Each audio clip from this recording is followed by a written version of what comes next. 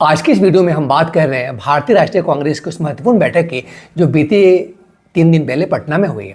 Congress working committee की यह बैठक न केवल ऐतिहासिक है बल्कि राजनीतिक रूप से भी काफ़ी चर्चा में है। कहा जा रहा है कि आज़ादी के बाद पहली बार यानी करीब 85 साल के बाद CWC की बैठक बिहार में हुई है। आज हमारे लिए बहुत ही ऐतिहासिक दिन, आज़ादी के बाद पहली बार कांग्रेस वर्किंग कमेटी की बैठक और आखिरी बार ये जो कि बिहार में हुई थी 1940 में, तो 50 साल 85 ईयर्स हो गए। खैर, तो इस CWC मीटिंग के लिए सभी बड़े नेता पटना पहुंचे थे। मल्लिकार्जुन खड़गे साहब, राहुल गांधी जी, सोनिया गांधी जी से लेकर कांग्रेस शासित राज्यों के मुख्यमंत्री तक। लेकिन सवाल यह है फ्रेंड्स कि इस बैठक के पीछे क्या कोई विशेष मकसद है? क्या यह बिहार विधानसभा चुनाव को ध्यान में रखकर एक चुनावी रणनीति है जैसा कि तेलंगाना में हुआ था, या फिर इससे ज़्यादा कुछ और? कहीं CWC की मीटिंग बिहार में करवाने के पीछे अपने प्रतिद्वंदियों जो भाजपा जदयू है के अलावा कांग्रेस तेजस्वी यादव के नेतृत्व वाली महागठबंधन को भी कोई संदेश तो देना नहीं चाह रही है इस मीटिंग के थ्रू, क्योंकि महागठबंधन के भीतर सीट साझा करने की बात ही चल रही है और कांग्रेस एक अच्छे सौदे के लिए कड़ी मेहनत कर रही है। 2020 के विधानसभा चुनाव में कांग्रेस ने 70 सीटों पर चुनाव लड़ा था फ्रेंड्स, लेकिन केवल उसे 19 सीटें ही वो जीत सकी थी कांग्रेस ने। इसलिए राजद सबसे बड़ी पार्टी के रूप में उभरने के बावजूद सरकार गठन से पीछे रह गई थी। तो तेजस्वी यादव के ताजा घटनाक्रम को देखते हुए जहां वे कह रहे हैं कि राजद बिहार के सभी सीटों पर चुनाव लड़ेगी, कांग्रेस को असमंजस में डाल दिया है कि कहीं इसका मतलब ये तो नहीं कि कांग्रेस को कम सीट दी जाएगी, क्योंकि जब महागठबंधन की सरकार बनेगी तो मुख्यमंत्री कौन होगा, इस बात पे राहुल गांधी जी ने सीधा कोई जवाब नहीं दिया था वोट चोरी के खिलाफ बिहार में हुए 14 दिन की जनाधिकार यात्रा के दौरान, क्योंकि सीट को लेकर राजद पे प्रेशर बनाना था, इसलिए उन्होंने सीधा जवाब नहीं दिया।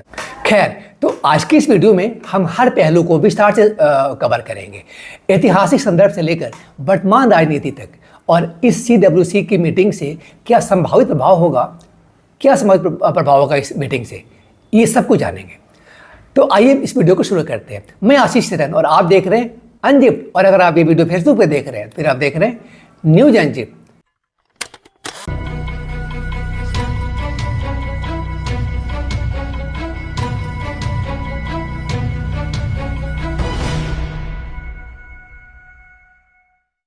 कांग्रेस पार्टी ने जब से कांग्रेस वर्किंग कमेटी की बैठक पटना में करने का फैसला किया है, तभी से सियासी गलियारों में एक हलचल मची हुई है।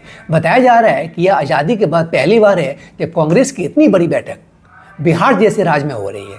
मगर इस कदम के पीछे सिर्फ बिहार प्रेम नहीं बल्कि एक सोची समझी चुनावी रणनीति दिखाई देती है, और इस रणनीति का मास्टर स्ट्रोक तेलंगाना में मिली जीत को माना जा रहा है फ्रेंड्स। आइए इसको विस्तार से समझते हैं कि कैसे तेलंगाना का मैटर यहाँ से रिलेट हो रहा है।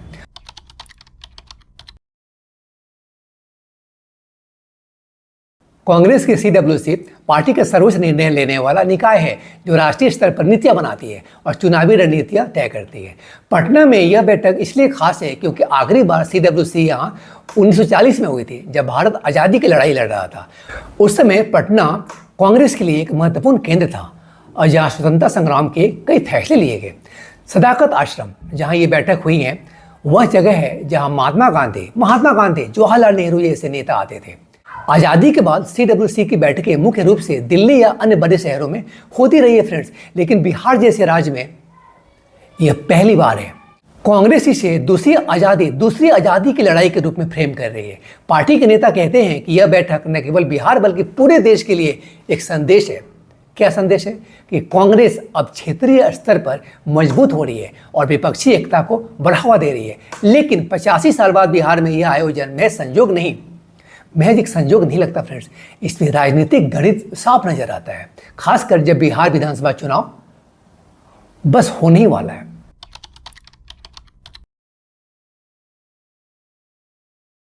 दो 2023 में तेलंगाना विधानसभा चुनाव से ठीक पहले कांग्रेस ने हैदराबाद में CWC बैठक की थी। सितंबर 2023 में हुई इस बैठक में पार्टी ने तेलंगाना के लिए 6 गारंटियां घोषित की थी, जैसे महिलाओं के लिए मुफ्त बस यात्रा, गैस सिलेंडर पर सब्सिडी आदि। नतीजा सबके सामने फ्रेंड्स, कांग्रेस ने तेलंगाना में शानदार जीत दर्ज करी थी और सत्ता में वापसी करी। दिसंबर 2023 में कांग्रेस ने BRS को हराकर सत्ता हासिल की, जहां मुस्लिम वोटों का बड़ा योगदान था। अब यही सफलता का फॉर्मूला बिहार में दोहराने की तैयारी चल रही है। मतलब अब बिहार में भी यही पैटर्न नजर आता है। कई रिपोर्ट्स कहती है फ्रेंड्स कि कांग्रेस तेलंगाना जैसा कमबैक बिहार में चाहती है। मतलब बिहार में CWC की बैठक के साथ बिहार चुनाव की रणनीति पर फोकस है। लेकिन क्या यह चुनावी नतीजे को प्रभावित करेगा? हाँ, करेगा, क्योंकि ऐसी बैठकें पार्टी कार्यकर्ताओं में जोश भरती है, स्थानीय मुद्दों पर फोकस करती है और विपक्षी एकता को मजबूत बनाती है। लेकिन साथ ही साथ ये सच्चाई भी है कि तेलंगाना में कांग्रेस अकेले लड़ रही थी, जबकि बिहार में गठबंधन है, इसलिए चुनौतियां अलग है।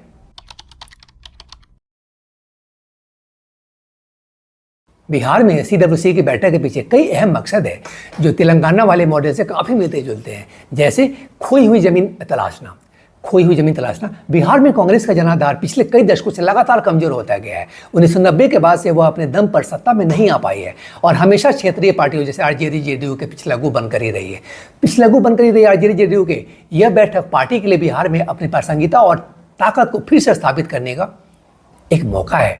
कार्यकर्ताओं में ऊर्जा भरना। बिहार के कांग्रेस कार्यकर्ता लंबे समय से बड़े नेताओं की उपेक्षा महसूस कर रहे थे।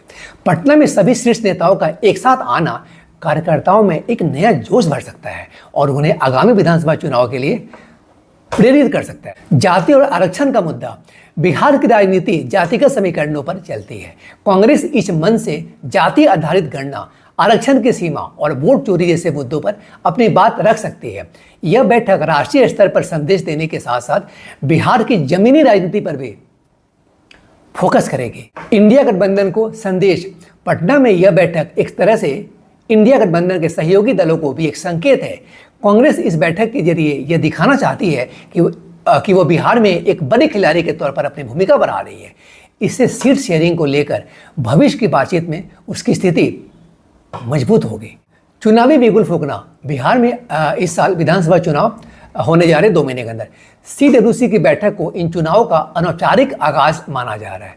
जिस तरह तेलंगाना में बैठक के बाद चुनाव की गति तेज हुई थी, उसी तरह बिहार में भी कांग्रेस इस बैठक से चुनावी माहौल बनाना चाहती है।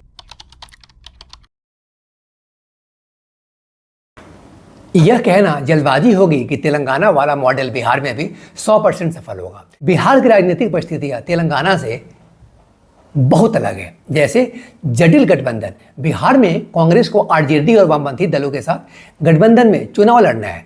सीटों के बंटवारों से लेकर नेतृत्व तक यहाँ कई चुनौतियां हैं। क्षेत्रीय नेताओं की ताकत। बिहार में लालू यादव और नीतीश कुमार जैसे दिग्गज क्षेत्रीय नेता दशकों से राजनीति का केंद्र रहे हैं। कांग्रेस को उनके प्रभाव को पार करके अपनी जगह बनानी होगी फ्रेंड्स। पुरानी साख। कांग्रेस को बिहार में अपनी खोई हुई विश्वसनीयता और चुनावी साख वापस पाने के लिए सिर्फ एक बैठक से कहीं ज्यादा मेहनत करनी पड़ेगी। जैसे कार्यकर्ताओं में उत्साह, मीडिया कवरेज और वोटर मोबिलाइजेशन। लेकिन बिहार जटिल है फ्रेंड्स। यहाँ जातीय समीकरण, एनडीए की मजबूती और गठबंधन की चुनौतियां हैं। अगर बैठक से कोई बड़ी घोषणा हुई जैसे बिहार के लिए गारंटियां, तो यह गेम चेंजर हो सकती है, अन्यथा यह महज सांकेतिक रह जाएगी।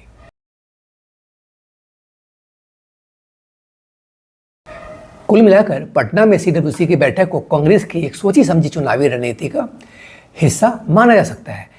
जैसे ऐतिहासिक विरासत को जोड़कर वर्तमान राजनीति को मजबूत करने की। फ्रेंड्स, CWC की यह बैठक सिर्फ एक बैठक नहीं है, बल्कि बिहार में पार्टी की वापसी का शंखनाद है। कांग्रेस उम्मीद कर रही है कि तेलंगाना की तरह यहाँ भी शीर्ष नेतृत्व की सक्रियता, स्थानीय मुद्दों पर फोकस और कार्यकर्ताओं का जोश उसे चुनावी सफलता दिलाएगा। अब तेलंगाना जैसा असर यहाँ देखने को मिलता है या नहीं, ये तो समय बताएगा। लेकिन यह साफ है कि पार्टी बिहार को प्राथमिकता दे रही है। इसलिए अब देखना यह है कि क्या यह तेलंगाना मॉडल बिहार की जटिल राजनीति में भी उतना ही कारगर साबित होता है या नहीं। मैं आशीष शरण और आप देख रहे थे अनजिप्ट। और अगर आप ये वीडियो फेसबुक पे देख रहे थे तो फिर आप देख रहे थे न्यूज अनजिप्ट। फिर मिलते हैं फिर अगले वीडियो में किसी और स्टोरी को अनजिप करते हुए। Till then stay connected and informed with our channel unzipped. Thank you.